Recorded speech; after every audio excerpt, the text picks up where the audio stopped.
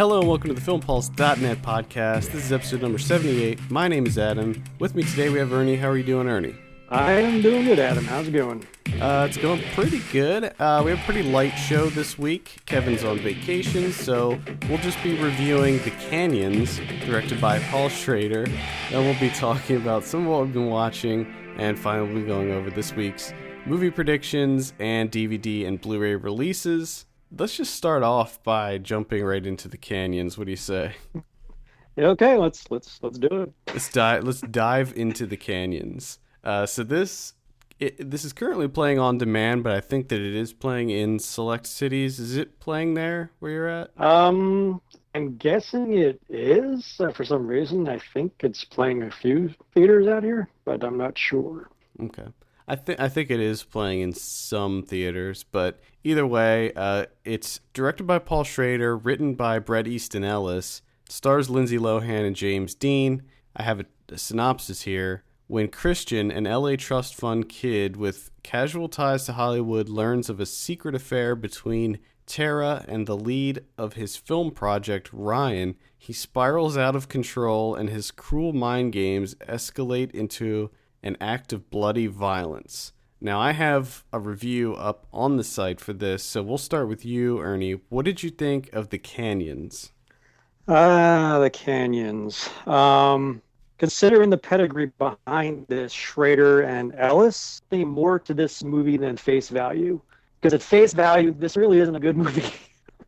As I'm watching, there's like all these the photos of the abandoned theaters and broken down theaters. What is all this talk about movies? What is all this interaction between these characters? Really, as the movie progresses, you don't give two shits about these people. So I'm thinking there's got to be more to this. Yeah. And when it ends, and it's like, I was thinking, maybe this is like a metaphor for the state of cinema now. I'm like, you're looking at dead cinema, and this is all you're left with. I mean, they're like asking, do you like movies? And like breaking the fourth wall here and there. They're looking directly at you when they're talking, and like, are they addressing me or something? And then the part with Gus Van Sant playing the psychologist, a pretty well-established director, and then he's talking, James Dean's character is talking about losing control because I don't have control. I'm like, is he talking about being a director? But I'm like, as I'm watching the movie and piecing it all together, I'm like thinking there's got to be more to this, like as a metaphorical thing, because overall it's just like, that was a stupid movie. Well, it is a stupid movie. I find it to be, I thought it was horrible. Like, I didn't even think I was going to be able to finish it. It was that bad. And I didn't have very high expectations. But to go back to what you were saying about the symbolism and how, like, they keep showing the abandoned movie theaters and stuff. Yes, I think that it is supposed to be a metaphor to say that, like, we're living in a post-theatrical world, and that these types of people are the ones that ruin cinema and all that stuff. And you could take it even further. Some people have taken it further and said that the entire film itself is basically feeding into this idea. You know, it's supposed to be bad, I guess they're saying, but I don't agree with that. I don't think it is supposed to be bad. I think it's supposed to be good, and it fails miserably. Yeah, that's why I'm thinking that, because of the people involved. I mean, Schrader's made some great films, and American Psycho was great. I mean, I never read the book or Less Than Zero, but both of those movies were really good. So I'm like thinking they had to have some kind of agenda to this movie, because it's like acting is bad across the board. It's situations just don't feel organic at all. The dialogue is stilted. I mean, some of the conversations that they're having dinner, I'm like, this is just so overwrought. I'm like, is there something more to this? It's like, I started. I don't know. So I started watching this with my girlfriend, and she got up and left in the first scene. She's like, nope, I cannot do this. That opening scene at the dinner, and they're like, that pretty much sets the stage, right, of how this movie's going to be. It's some of the worst acting I've seen. I mean, I see a lot of similarities between this movie and The Room. I really do. Like, I believe it or not, I have not seen The Room, and it's always playing out here at midnight. So, go see The Room and you'll see the similarities between the two. yeah. It's the acting is some of the worst I've ever seen. And going back to what you're saying about when they break the fourth wall, they do it quite a bit. And it is so jarring and it just instantly pulls you out of it. It's horrible. Visually, this movie's a piece of shit. It looks like, I don't know what kind of camera they used, but it looks awful. I mean, I don't know what you thought about the visuals, but I thought it was terrible. Living in LA, I've recognized a lot of the landmarks that they used. And when I see it, when I'm watching a movie, I go in, try to clean slate. But if the movie ends up being bad, I start getting nitpicky. I start really focusing on things I probably shouldn't be focusing on. But remember in the movie, they went to Amoeba Records, which is a very huge record store out here in LA. It's like the mecca of classic records purchases. That place on a weekday, on a slow day, is never that empty. I'm like, it's like, oh yeah, the video section, which I'm always in. I'm like, why is there nobody there? I was like initially thinking it was a dream sequence or something. And I'm like, oh, they are shopping. I'm like, there's nobody there. Okay, they're all extras. Yeah. This is not real at all. Amoeba would never be that empty. And then now I'm like focusing on other things and all kinds of stuff. It's like just like, Maybe that's another thing that we're trying to do, like make it obvious that this is a movie. And well, and then that's the other thing that I mentioned in my review. Like, some people are saying that it's supposed to look the way it does visually. It's supposed to look kind of empty and bland and boring because that's supposed to reflect their lives and blah blah blah. But what I say in the review is, if it looked great, if this was like a visual masterpiece, like if it had some of the best cinematography we've seen ever, would we be saying probably should have looked a little bit worse to reflect I think their only attempt at real cinematography and look was the four-way around the middle of the movie. Yeah, that was. I thought that was ridiculous too. Like, okay. There were a couple framing choices that they used in the movie that I thought looked pretty interesting, and there was one tracking shot that I kind of liked where it was the one with Ryan and it was following him through that building when he went to talk to that. Is it like a hotel? The hotel, yeah. I thought that was fine, but it was like those little elements. There really wasn't that many of them, and it certainly wasn't enough to make up for everything else being bad. I mean, the writing wasn't terrible, but just the delivery of Lindsay Lohan and James Deen, they completely ruined whatever kind of script that was. Bad. Yeah, again, it's like, I don't know if that really is their extent of their acting ability. I mean, to be honest, I can't remember. I want to say like Parent Trap was the last legitimate Lindsay Lohan acting movie I've ever seen. I mean, I never saw I Know Who Killed Me or The Love Bug or whatever. She was in the first Machete for a little bit. Yeah, I saw Machete, but I don't even remember her. Yeah. Yeah, I think I look at this movie as a failed experiment. That's how I look at it. I think that I'm a huge fan of I'm a relative fan of Paul Schrader. I love Taxi Driver is one of my all-time favorite movies, like Raging Bull, American Gigolo.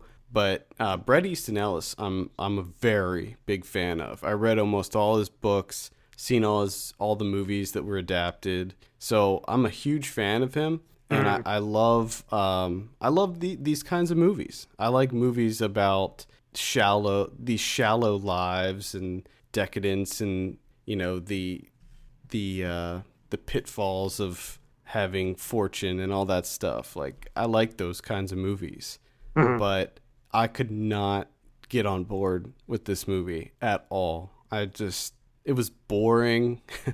Like, I thought that the symbolism was so heavy-handed, but at the same time, it went nowhere. Like, it almost felt like, because there were a few deliberate lines that you mentioned earlier about the whole cinema thing, and then other than that, they had these title cards come up Monday, Tuesday, Wednesday, and it was almost as if that was just an excuse to show another picture of a busted down theater. And the photographs looked great. Don't get me wrong about that, but it felt so unnecessary and Right. out of place. Definitely. Like I didn't find the connection between these people because first of all, I was never sure of what they did. Do they even ever say what they're involved with the movie? I think they mentioned Christian's character is the producer, and I think they mentioned I can't remember Lindsay Lohan's character's name, that she was an actress but pulled out to do something else, and that's all I remember. So I guess that's shorthand wise. I guess that's all you need. Okay, they're producers, they're Hollywood types. That's all you need. And see that was one of the things. Like if this is supposed to be a message to Hollywood, or supposed to be like a foreshadowing of things to come with young Hollywood, you would think that there would be some more involvement with the two characters and the industry. Because really all you see in the movie is them laying around the house and bringing people over and having sex with people. And that's it. And like, the big crescendo of when Christian gets violent or whatever feels so weird. It's like, why is this happening? I don't understand. It's almost like they needed something just to jar the audience awake. So like, well, what's going on here? But I went in completely cold on this movie. I knew of it. I mean, and I read stories about it, but I never seen the trailer. And then I was like, okay, and just sat down and watched it. I'm like, okay, what's going on here? And then it's like, this was getting tedious. Yeah. And I was going, where's this going? I kept asking, where's this going? And I was like, and the whole through line of Christian's jealousy, I just didn't buy into because they didn't establish. I didn't buy that these two were quote unquote in love, even though they say it. I'm like, they're like, whatever. and they're like, okay, and then he just explodes. Like, where'd that come from? Yeah. Like, I mean, they allude to the fact that he has some sort of emotional issues because of him being required to see the psychiatrist in order to keep his trust from his father. But they never really explore. In fact, they don't really explore why these characters are the way they are at all. I mean, they're completely empty, and you don't have any sort of attachment to these people at all. None of them. I mean, Ryan, like the secondary characters included. Like, you don't care if any of them get killed, or it's just, I cared so little about what was happening on the screen that, and the whole shoehorning in of this metaphor, I found it to be like it was almost as if it was trying to be pretentious, but it was just silly. I mean, it was just a joke. Like, if Paul Schrader is trying to say like this is what's happening to Hollywood, I feel like he's playing into that. Like, I feel like this is part of that, I mean, I think that the people involved with producing movies, that's only one thing. I mean, the other thing is bad movies. Like, bad movies cannot be good for Hollywood, and this is a bad movie. Yeah, you can make bad movies and they'll still make money, but this was just flat out bad, and no one's going to go see it. No. But I'm sure reputation alone, people will just go see it in droves. Maybe it'll be a new cult hit. I mean, maybe the only reason people want to go see it is because Lohan gets naked. I mean, that's not because she gets naked, but I wanted to see this and I wanted to review it this week because I thought it would be fun. I thought it'd be fun to watch. I knew it wasn't going to be good. Give me a break. But at the same time, I thought, maybe it just sounded like on paper, it's just such a weird concept that I was like, I have to see what this turns out to be. When you told me about it, and I was like, okay, we're gonna check this out, and I'm like, I didn't do much reading up on it. And I'm like, all right, what is this? And I looked down, I was like, Schrader. I'm like, no, I'm intrigued. So, yeah. And then I'm like, I don't know where Schrader went. I mean, I never saw it, but several years ago, Milos Forman directed The Killing Fields. Roland Joffe did that horror movie, Captor, or what it's called. Can't remember. but it was Roland Joffe, and it was a thriller, horror thriller about a girl who's kept captive. People were just calling it probably one of the most atrocious movies they ever saw. Oh, Shocked. I know exactly what you're talking. I think it is called Captive. It's with shit, and I can't even remember the girl's name. But yeah, I saw it. I know what you're talking about. And it was like something like that. It was like, this came from Roland Joffe? I'm like, really? Like, what the hell happened to him? And I guess you could almost say the same here about Schrader. Like, because last I looked, and the last really good movie he did, a couple movies he did, was Autofocus and Affliction. Yeah. Well, I think that again, I'm hoping that this is just a failed experiment. I mean, I think they used Kickstarter to fund it, at least in part. The other thing I wanted to mention was the music. I thought was really bad in this, like really cheesy music. There was just no style to it, you know. Doesn't ring a bell. With a movie like this, it demands a lot of style. And I just felt like there was nothing stylish about this. I mean, can you imagine if this looked more like Only God Forgives or something like that? Like, I think that it would have a bigger impact. I don't know. I think it looked as good as God Forgives, I think the movie will still suck. Yeah. Although, that acting, I can't get by that. And I'm not the type of person that gets hung up on acting at all. I can easily forgive bad acting, but when it is so overtly horrible like this, which is really funny because I was looking at some other reviews on this, and Salon, which I'm not a big fan of Salon, but they wrote a glowing review of it, and their little pull quote is, "No, I'm not kidding. Paul Schrader's The Canyons is flawed and cold, but Lohan is amazing." And I'm like thinking to myself, either A, we didn't see the same movie, or B, they're like being paid to write this or something. Yeah, it's like saying me trying to make a glowing review of A Good Day to Die Hard. I'm like, it's impossible. Sorry.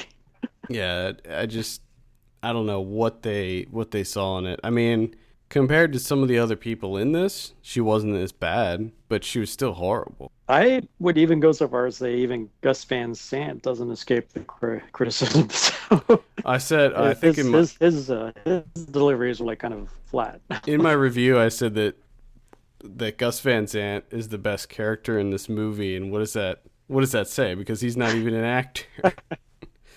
I guess it would be too much of a generalization. It's like, what do you expect from porn stars to try to go legit? But I'm pretty sure there have been porn stars who've crossed over and actually turned out to be pretty good actors, like Sasha Grey or something like that. Yeah, Sasha Grey's not too bad. Didn't Sylvester Stallone do some porn early in his career too? Yeah, Pretty sure but he usually doesn't admit to that. And someone like Wes Craven, who actually was a director in porn. Yeah, so I mean, I think that it is very difficult to cross over, and I think I'm pretty sure that this is James Dean's first like major role. I can see him getting better. Like, I can see him becoming a legitimate actor if he takes the right path. But I mean, he should definitely chalk this one up as being a practice run. I think it was gonna be in that steampunk movie that Yeah, he's producing that. Oh, he's producing. He's not. Yeah, he's not in it. Overall, I would say The Canyons is a colossal failure. Yeah, I would probably say even if you're curious, the hour and 40 minutes are going to feel long, and you may not even finish it. So. Yeah, and I would say that the $6.99 it costs to rent is still too high. That's my thing. So I gave this a 1.5 out of 10. What are you gonna say on this? I'd probably give it about a 2 out of 10. There you have it. But if it turned out to be exactly what I'm thinking Schrader's doing, then I might give it like maybe a 4 out of 10. But well, yeah, see, I get what he's trying to do. I just don't think it works. I think that if he got decent actors involved and had some better cinematography, I think then we might be there with it. But I just don't think it works. Yeah. just not buying into it. So, But then again, we may be all far off, and he's like, oh, this is what I intended. I'm like, oh man, that sucks. yeah, I mean, that there's always a possibility of that. But here's the thing: I don't care what this film is supposed to represent. It's not going to work because of the cinematography and the acting. Mm-hmm. It could have the greatest message. It could have the best, symbolism ever, and I still would not. I'd still be like, well, it's still a bad movie. Sorry. And at face value, it's a bad movie, but when you try to read between the lines, you're probably just going to give yourself a headache. So probably don't bother. Yeah. There you have it. Go ahead and skip the canyons. If you want to read my review in full, you can just head over to filmpulse.net. It's up there. Let's go ahead and move on to some of what we've been watching. Ernie, do you want to start it off this week? Haven't been watching too many of the new stuff. Haven't had the time, but I did take the time to watch some classic stuff on the big screen. I went to see Peck and Paw's The Wild Bunch. Oh. Anytime I have the chance to see that, it's like one of my all-time favorite westerns. And when they screen it in 35 millimeter, that's even more rare because repertoire cinemas are moving towards DCP, digital cinema package presentations now. But that's if you've never seen The Wild Bunch, and shame on you if you out there listening have never, you got to get on that. So, but it's a man's movie. I was like basically just listening to some lines. One of my favorite lines from John Ryan's like saying is like talking to his team that he's stuck with because he's hunting down William Holden and the Wild Bunch, and he's stuck with these like idiots. And he's like saying, he's like, if you guys fuck up again, I'm just gonna let them kill you, and I'm gonna go join them. Like, yeah, like I really could use that in real life. So, yeah, the interesting thing about The Wild Bunch is that was pretty violent. I mean, that came out in like 69 or was it 69? Yeah, I believe it's 69, 70. When that came out, I mean, I remember that well, I don't remember, obviously. I wasn't born yet, but yeah. I remember reading that was a pretty violent, like people were very up in arms about the level of violence in that movie. Yeah, it's at the time I believe it was rated X, but I think it's now R. But compared to nowadays level of violence, it's pretty tame. But I would say on the flip side, you're not going to get as much story and character with your violence as you do in The Wild Bunch. Right. Yeah. And then just to maintain the classics, besides Wild Bunch, I went to see Friday the 13th, Part 7, The New Blood. Nice. And believe it or not, the theater almost sold out. Wow. And that was actually pretty entertaining seeing with an audience. It was like actually a lot of fun. I mean, it's cheesy as hell, but entertaining to see with a group. Okay, no. Let me think about this because I've seen all of the Friday the 13th. The New Blood, is that the one after the one with Corey Feldman? New Blood is after Jason Lives. It's like 3 movies after Corey Feldman's movie. Okay, there was the final chapter, which had Feldman. Then there was The New Beginning. That was the 5th one. Then Jason Lives is where he becomes a zombie. That's the 6th one. And then Part 7, New Blood. I don't remember that one. It's the one where with the girl with the psychic powers. Oh God, I do now. Yeah, that was ridiculous. It was just entertaining.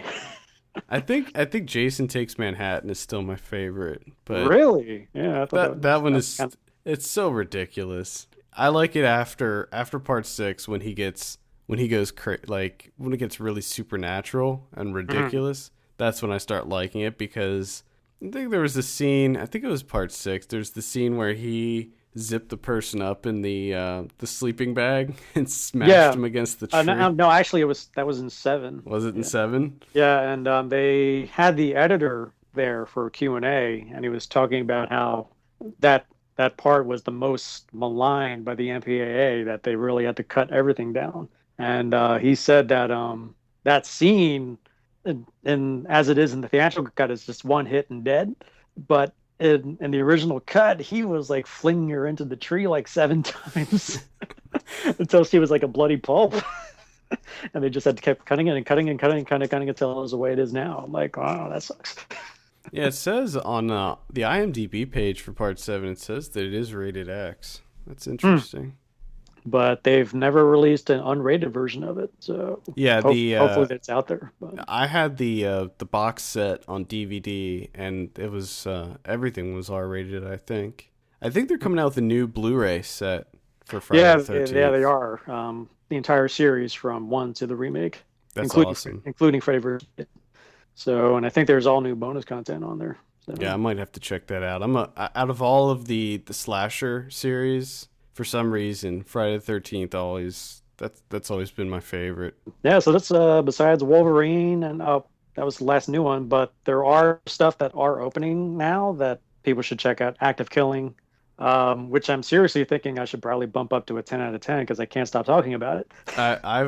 I rated that a 10 out of 10, I think. Uh, and Spectacular Now, which is playing limited, and I definitely like that a lot more than Gina did.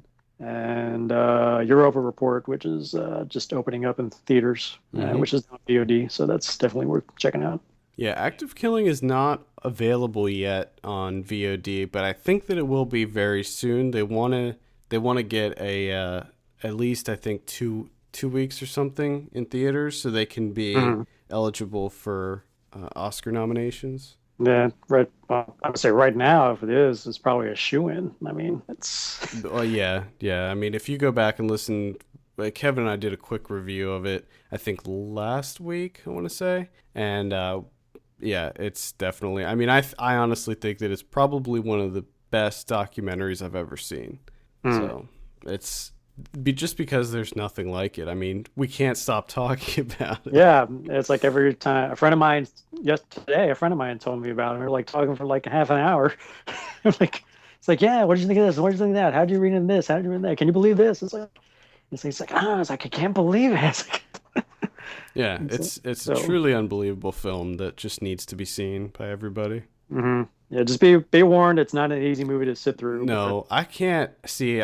I saw it at home. They sent us a screener, and yeah, I I was as I was watching it, especially that final scene. I was like, mm, "There's no way I'd be able to see this in the theater. No yeah, way. Oh my yeah, god." and yeah, when I saw it in the theater, people were walking out well before that scene. But I just remember that scene. I was like, all kinds of emotions were running through me. Like, I feel sorry for this guy. Why I shouldn't be feel sorry for this guy. Yeah, Like, exactly. and I'm thinking, if only he did knew this now, he wouldn't have done what he did in the past. I mean, it would have saved all those people, but at least those few people he was with, that like all an emotional gamut. Then you just like put to the ringer after you leave. You're like, I need a shower.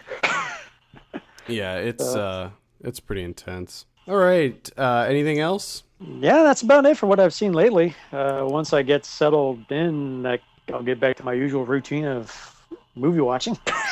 I got a ton of stuff here. Some of these you've seen. The first thing I saw, and I don't know if you got a chance to see this yet. Fruitvale Station.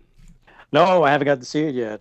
I think that this is probably going to be one of my top movies of the year. I thought it was absolutely incredible. I cannot recommend this movie enough. It seems kind of sad and coincidental that this movie comes out now, with this whole Uh, Trayvon Martin thing. right. And I got Gina to review this on the site, and her opinions in her review are pretty much the same as mine.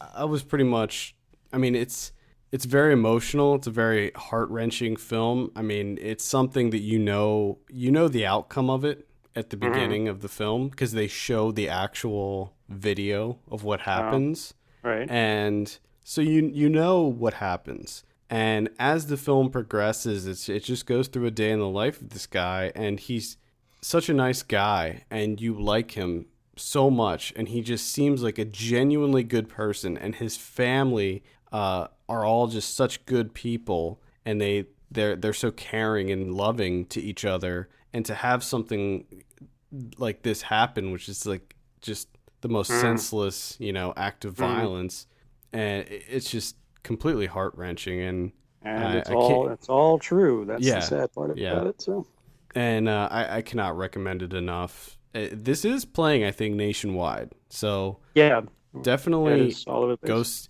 I would say go see this quickly because it's not the type of movie that stays in theaters very long.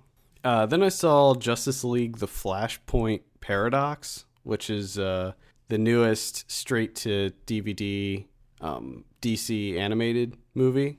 Mm-hmm. And it's basically an adaptation of the Flashpoint arc that happened right before DC did their whole reboot and started everything over from the beginning. Right. It's decent. It's not, I was hoping that it would be animated just like all the other ones, where it's sort of like the Young Justice or Justice League Unlimited cartoons. Mm-hmm. Mm-hmm. With that, old style Batman the Animated Series look. But it's not, this is actually anime. So it's got a very Japanese feel to it.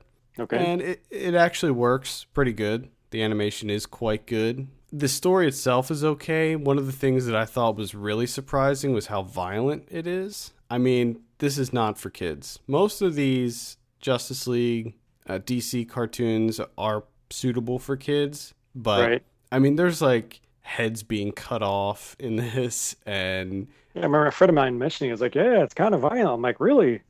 I was genuinely surprised at the level of violence in this. But I thought it was okay. I mean, especially if you're into The Flash, like I'm a big fan of The Flash, so it deals a lot with The Flash. So it's I think the last DC Comics one I saw was Batman Year One. So yeah, I saw that. I saw the first. Oh wait, Year One. Yeah, I saw that. That wasn't the other one. The other one was the Dark Knight Returns. Dark Knight Returns. Yeah, I think that was the last one I saw. Which is now being reissued as a full, complete movie instead of the part one, part two. So. I only saw part one. I didn't like it, so I didn't watch part two. Oh. Then I saw a French film called Sexual Chronicles of a French Family. Have you seen this? Nope. First I heard of it. Yeah, it's kind of this really bizarre tale of just. I mean, the title says it all. It chronicles the lives of a French family and how each of them deal with sex and where they're at in their sexual relationships. So like there's a youngest son who's like 17 and he's desperately trying to get laid, and then there's the mother and father who they have a fairly healthy sexual relationship, and then there's like the adopted sister who's kind of a slut. And then there's the older brother who's he's bi and he only has sex if it's with another girl and guy. And basically, I mean, it's sort of a softcore porn. I mean, that's pretty much what it is. It's really light on story, and there's not a whole lot of like character development or anything. It's just very matter of fact, like this is what they're doing. If it's not a sex scene in the movie, then it's them having a conversation about sex. So there's like no ultimate like lesson to be learned or character catharsis or anything like that. Not really. I mean, like the kid finally has sex, and there's a bit of growth there, I guess, but not a lot to it other than tons of weird, a lot of awkward sex going on. And I don't know if this is true, but I did read several places that it is unsimulated sex. So they're actually having sex in the movie. And it's very graphic, almost Lars von Trier-esque. Leave it to the French. Yeah. And this is actually playing on Netflix Instant, so you can. Oh, really? Yeah, you can check it out on there. I guess it's better watching at home than seeing it in the theater because everybody will be looking at you funny. Yeah. What's that solo guy doing? Yeah, exactly. Then I saw Drug War, Johnny Toe. Oh, you finally got to see that. Cool. Yeah, I like this a whole lot. I'm a big fan of Johnny Toe, so I was already on board from the beginning, but I haven't seen anything from him in quite a long time. And my personal favorite movie of his is still Full Time Killer, but this was really good. Yeah. The acting between the captain and the Ken or whatever he was just like amazing. Yeah, I thought it was really good. But my favorite scene in the movie, without giving too much away, was they have to go undercover to get Hmm. information, Yeah. and the captain is forced to do something that he knows is against the law in order to not blow his cover. And then how that whole scene unfolds was like Yeah, I thought it was that was great. I thought it was great. I loved pretty much every kind of like set piece that they did, all the undercover stuff, the surveillance stuff, all of Mhm. that. The final scene, I'm not going to say anything about the final scene, but it's a Johnny Toe movie, so obviously there's a big action The scene at the end. the shootout or the actual final shot. The shootout, Okay. not the very final, although that was Yeah. pretty epic too. That scene was so amazing. That whole shootout. Yeah. There's a specific scene, and I don't think it's any kind of spoiler, where there's three cars that all smash into each other, and all three cars are shooting the people in the cars are shooting at each other. Do you remember Hmm. that? It Yeah. was Yeah. so crazy looking, and I just thought that was so awesome. But highly recommend Drug War. That's actually playing in select cities right now. Yeah. I think that just opened in LA. So. Yeah. Forbidden World was my next film. This was my Grindhouse Weekly feature, so I'm not going to talk at length about it. It was pretty lame. Hmm. It was an Alien ripoff. It was produced by Roger Corman. Yeah, I can't remember if I've seen it. I probably confused it with a different maybe. No, wait, yeah, I didn't see it because I think they used the same exact alien in Galaxy of Terror. It came out, yeah. It came out, I think, right after Galaxy of Terror, or right around the same time, and it's very similar to Galaxy of Terror. Oftentimes, like on DVD releases, they're together. Hmm. It's not very good. I hated it actually. The editing in it is so ridiculous. Throughout the entire movie, there's these like crazy flashes of other scenes in the movie, and it's just nonstop. And it's the film itself is so dark that you can't see what the hell's going on. And I watched this on Netflix, so maybe it was just the Netflix copy, but Yeah. I don't think so. I think it's just that it's Huh. extremely dark. So I can't recommend Forbidden World. If you want to read more about that, I do have the bigger article on the site about that. James Cameron did the set design for that. Hmm. Then I saw The Lifeguard, which is the new Yeah, indie. Kristen Bell. Yeah, with Kristen Bell. Did not like this either. Uh, I reviewed this for the site. I didn't particularly want to watch it to begin with, but we got a screener, so I figured, what the hell. Hmm.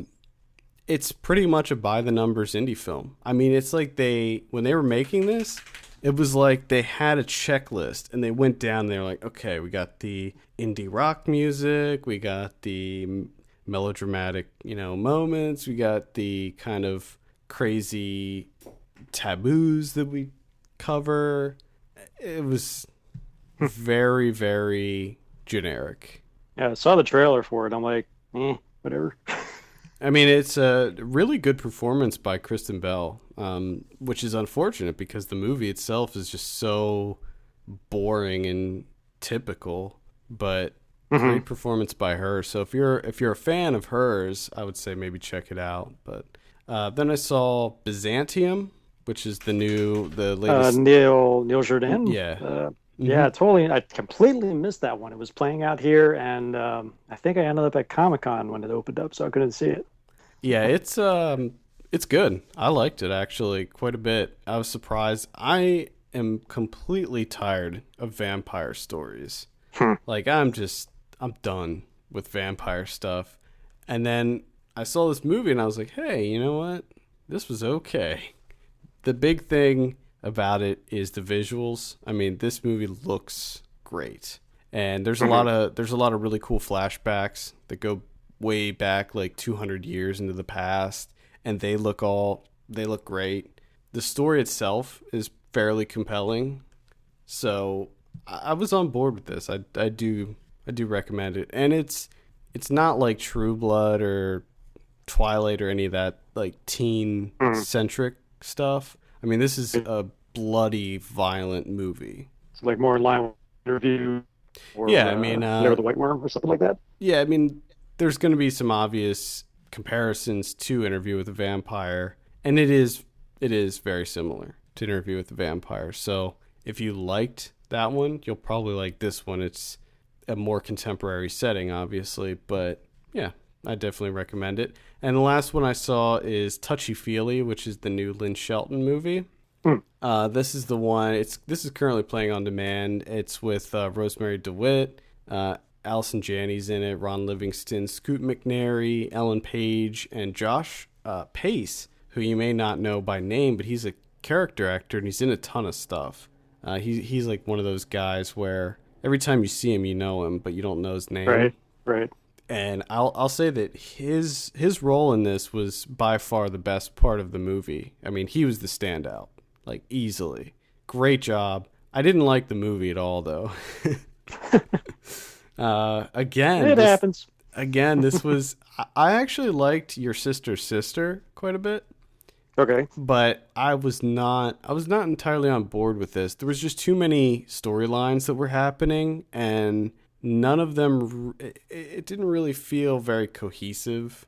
It was just kind of all over the place, and yeah, it's unfortunate. I like Lynn Shelton, but I just couldn't get behind this movie. I didn't think it was that funny. I thought Josh Pace was funny, but to call it a comedy, I don't know. It seems like a bit of a stretch. That's all I saw. Let's move on to predictions. Last week, since Kevin was here, we predicted The Smurfs 2 and Two Guns. For The Smurfs 2, I said 15% on Rotten Tomatoes. He said 10.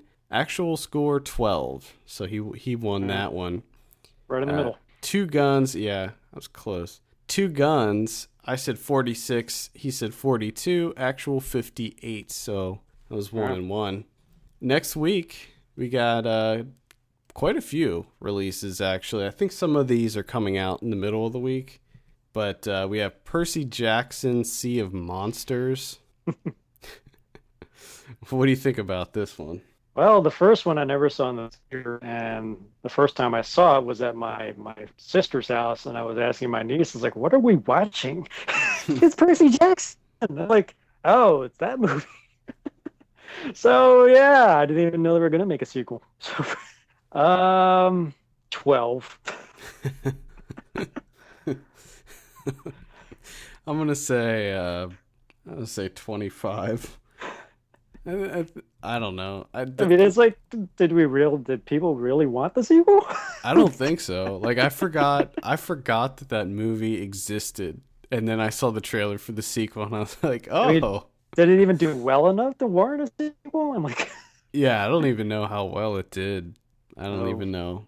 I think the first one came out like right around, there was like a big push for like these fantasy movies. I think the first one came out like when Wrath of the Titans and maybe one of those Narnia movies was coming out. And it was just like, I feel like for like 1 or 2 years, it was just like nothing. Everything we were getting was like, I guess it was the whole Harry Potter thing. I guess that's probably. And maybe Lord of the Rings was making that happen. But then we have We're the Millers. I don't think this is going to be good. I'm going to say like 36. Yeah, I'd say about 24. It's like, yep, I'm going low because it looks bad to me. So. Yeah, it does. It looks pretty bad. Then we have Elysium. This one I'm actually very excited for. I was a big fan of District 9, and I like, what's his name? Neil Blomkamp? Neil Blomkamp.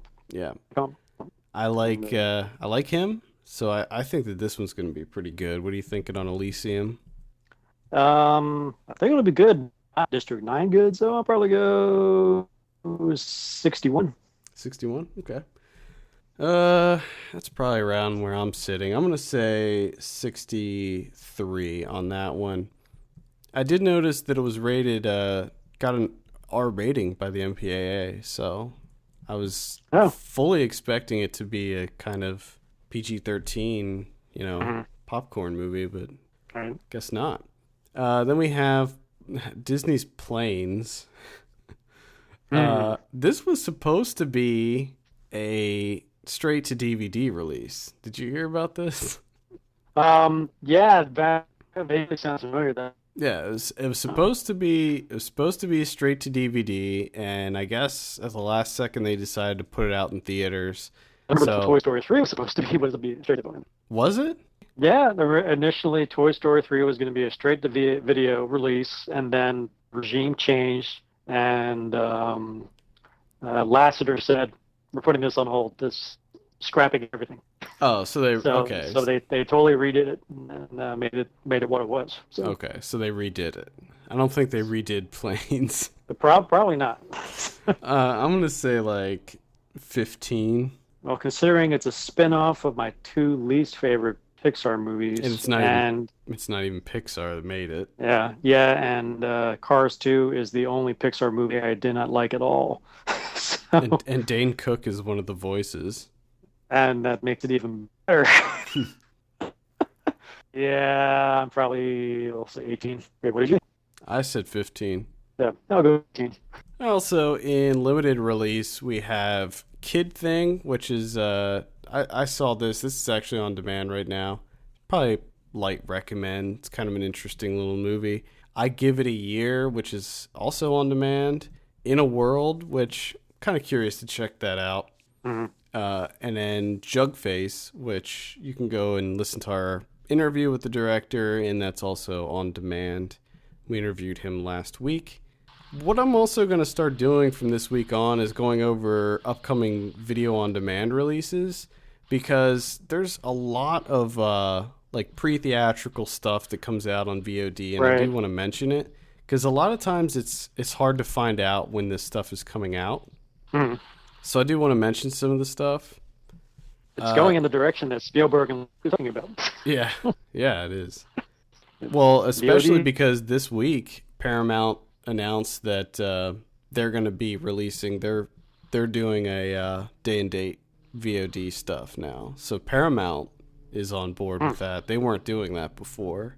Before, it was just the smaller companies. So now we're getting some big dogs in there. Are we talking about the latest or like the independent type, like Paramount Plus? It'll just be indies, I'm sure. Mhm. It won't be big stuff. But so VOD releases next week. We have The Invader, which I actually haven't heard too much about, other than it's been getting some buzz. It's a foreign film, and it's kind of, it looks like sort of a revenge thriller, sort of, but it looks very art house. So I'm interested in that. Prince Avalanche, which is David Gordon Green's latest, which I did see at South by, and I definitely recommend that. Lovelace, which is the that biopic with Amanda Seyfried, vaguely interested in that. And one that I'm actually quite interested in is called The Conspiracy. Have you seen anything about this? No. It's a found footage, or it's a mockumentary rather, about these guys that track down this like conspiracy theorist, and then he goes missing, and then they try to find him and uncover like who took him away and stuff. It looks pretty cool. DVD and Blu Ray releases next week. This is for Tuesday, August 6th, 2013. We have Absence, which I hated. Probably one of the worst movies of the year. I think Gina gave it a 1, maybe even a 0.5. I don't know. I know that she ripped it apart. It's really bad. Really, really bad. Aftershock, which is the Nicholas Lopez, Eli Roth produced horror film. Did you see this one? No, did not get to see it. So, came and went out here. You're not missing much. I didn't like that. Antiviral, which is the Brandon Cronenberg film, which I actually liked quite a bit. I liked that a lot, actually. I want to see that again. Mud, which I also liked a lot. It's the Jeff Nichols. I heard it was pretty good. Not that into the mud. Oh, I'm kidding. I gave it like a 8.5. Oh, did you? Okay.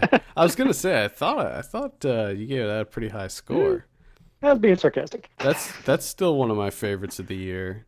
Yeah, it's definitely up there. Oblivion, which I didn't like that too much at all. Well, if you see After, I love Oblivion because Oblivion is miles better. Yeah, I didn't see After Earth, so And I saw Oblivion like way late. I saw it like weeks after it came out originally. But My Amityville Horror, which is the documentary, I'm interested in that too. I definitely recommend that one. Yeah, I want to see that. And Magic, which is the one with Michael Cera, directed by the same guy that did Crystal Fairy.